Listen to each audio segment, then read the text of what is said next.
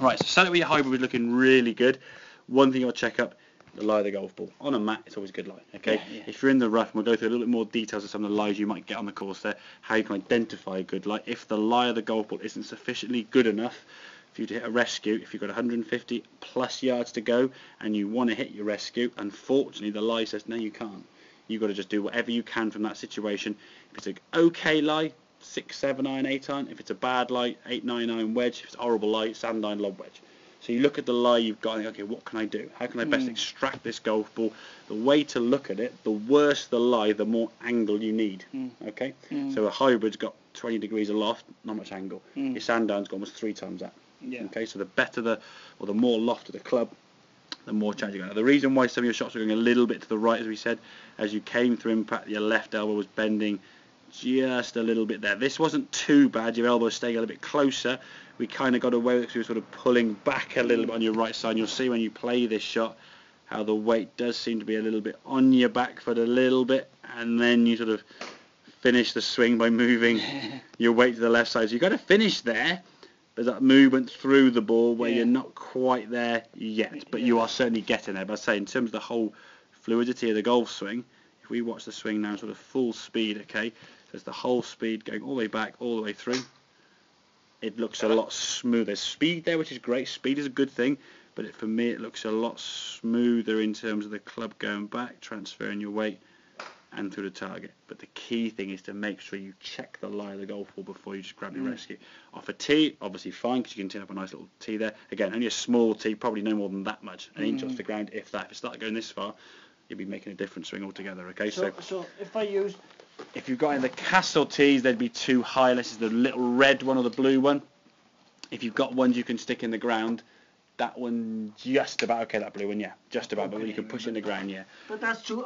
That would be the highest you would go. Any more than that, you'd be going under it. Okay. So you don't have the different swing for a tee shot. Would that be the same for the next one up? 3 wood, yeah. Only the driver you want such a high tee because the depth of the club is so deep. You see, the 3 wood, the hybrids, they're shallower. We don't need that much of a club off the ground. Again, you often play. Some stupid questions. No, not at all. No. And the thing is, with a 3 wood and a hybrid, you'll play them off the ground. Yeah. So you want a swing that when you play off the ground or a tee, they're the same. If you're making a swing, the club now is going to have to come 4 inches up in the air. It's a different swing. With a driver being so deep, you can't play a drive off the deck, really. It's a very tricky shot. Some top-class guys can do it, but most mere mortals hitting a drive off the deck is going to go like a putter. So the driver being such a deep club face to give you the distance, you do tee it up as high as you would do. So you'd have one of the castle tees there, Colin, with, probably teeing in about, I don't know, depending on the depth of your, perfect. The pink tees are fine, absolutely fine, because half the ball then would be atop the driver, yeah? So that's the sort of height you're going to choose. So you'll have that driver. So when you're looking down at your height, because your hybrid's only about that deep, half the ball above your top of your 3 wood there, the ball would be down there, it'd be bare off the tee peg. Yeah. But a driver being that deep, half the ball, the tee is going to be up here somewhere. Right. So you just tee the ball up for the same per club, but with hybrids, 3 woods and even irons, when you tee up on a par 3, you just tee up half an inch or so off the ground, okay? And then the swing, as we said, much more fluid now with that rotating, because you're trying to get the weight going to the left and get the arms folding and rotating, not trying to pull. Do I need to bring my arms up?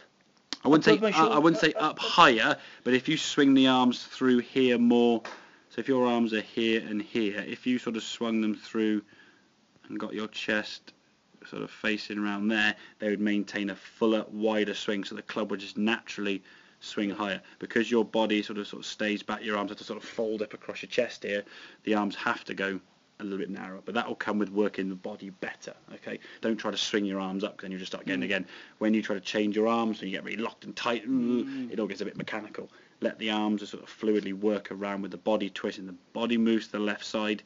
We can keep that width in the golf swing, and we can then square that club face up, as we said. The reason they were going right was that left elbow when you came through impact, sort of pulling a little bit this way. That one. Yeah, that left is sort of just pulling like a cricket defending block shot. It needs to be kept straight to that. Yeah, but don't lock it, okay? It just wants to sort of relax and release. If you try and keep it straight, you just go, and it just block off and still go right, okay? It needs to be nice and relaxed so the forearm can roll this way, okay? A good theory or a good thing to have would be hold a pint glass, obviously water, not beer, but hold a pint glass of water and just throw it to target, just throw it straight to a wall. If you did this, where would the pint glass, it'd just fall that way, wouldn't it? So just throw that so you get the feeling of your arm rotating and throwing that glass perhaps to a wall, and you can practice pint glass of water, just swing back and just throw it to the wall. Okay, Mm. make sense? Yep. Cool.